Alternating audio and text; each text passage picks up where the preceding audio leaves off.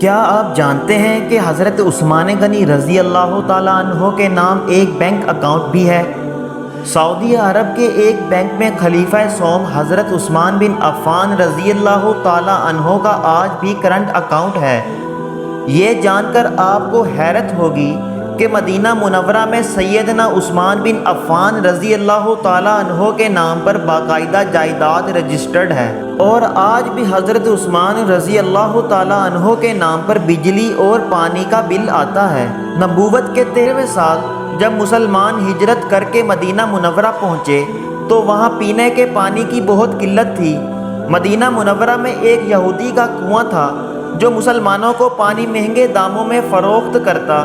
ان حالات سے پریشان ہو کر مسلمانوں نے رسول اللہ صلی اللہ علیہ وآلہ وسلم سے شکایت کی اور اپنی پریشانی سے آگاہ کیا۔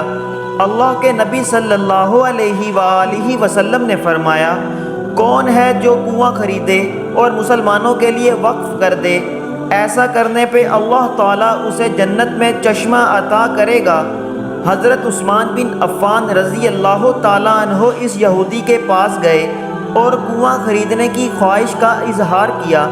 کنواں چونکہ منافع بخش آمدنی کا ذریعہ تھا، اس لیے یہودی نے اسے فروخت کرنے سے انکار کر دیا۔ حضرت عثمان رضی اللہ تعالیٰ عنہ نے یہ تدبیر کی کہ یہودی سے کہا، پورا کنواں نہ سہی، آدھا کنواں مجھے فروخت کر دو۔ آدھا کنواں فروخت کرنے پر ایک دن کنویں کا پانی تمہارا ہوگا اور دوسرے دن میرا ہوگا۔ یہودی ان کی اس پیشکش پر لالچ میں آ گیا۔ اس نے سوچا کہ حضرت عثمان اپنے دن میں پانی مہنگے داموں میں فروخت کریں گے، اس طرح اسے زیادہ منافع کمانے کا موقع مل جائے گا۔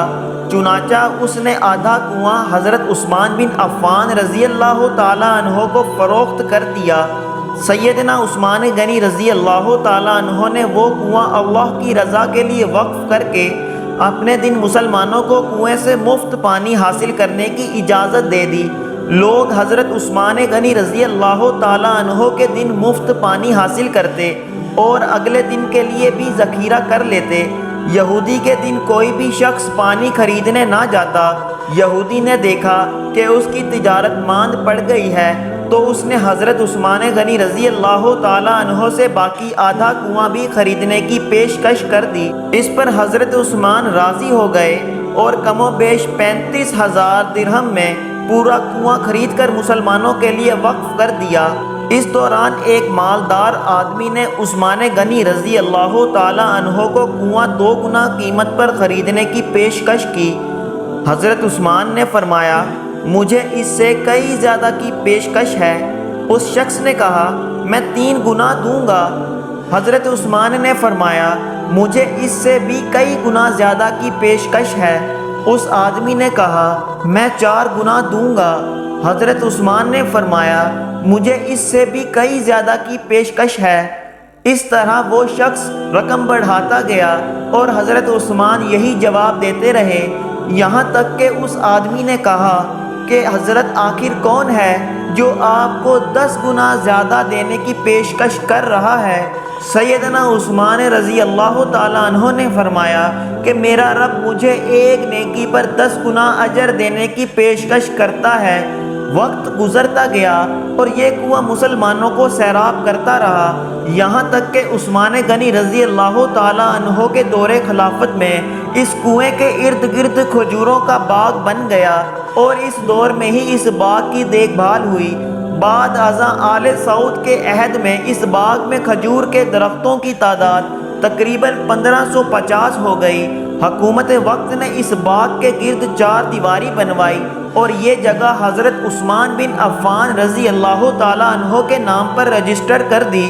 وزارت زراعت یہاں کی کھجوریں بازار میں فروخت کرتی اور اس سے حاصل ہونے والی آمدنی سیدنا عثمان بن عفان رضی اللہ تعالیٰ عنہ کے نام پر بینک میں جمع کروا دیتی۔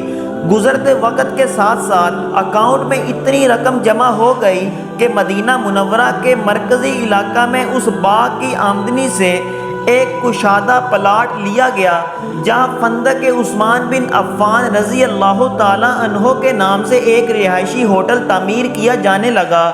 اس رہائشی ہوٹل سے سالانہ 50 ملین ریال آمدنی متوقع ہو گئی، جس کا آدھا حصہ غریبوں اور مسکینوں کی کفالت اور باقی آدھا حضرت عثمان بن عفان رضی اللہ تعالیٰ عنہ کے بینک اکاؤنٹ میں جمع ہوتا ہے۔ ذو النورین سیدنا عثمان بن عفان رضی اللہ تعالیٰ عنہ کے اس عمل اور خلوص نیت کو اللہ رب العزت نے اپنی بارگاہ میں ایسے قبول فرمایا اور اس میں اتنی برکت عطا فرمائی کہ قیامت تک ان کے لیے صدقہ جاریہ بنا دیا۔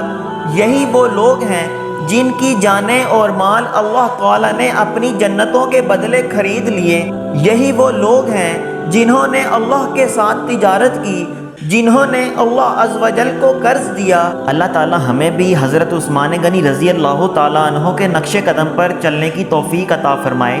ایسی اسلامک انفارمیشن کے لیے چینل کو سبسکرائب کریں۔ شکریہ۔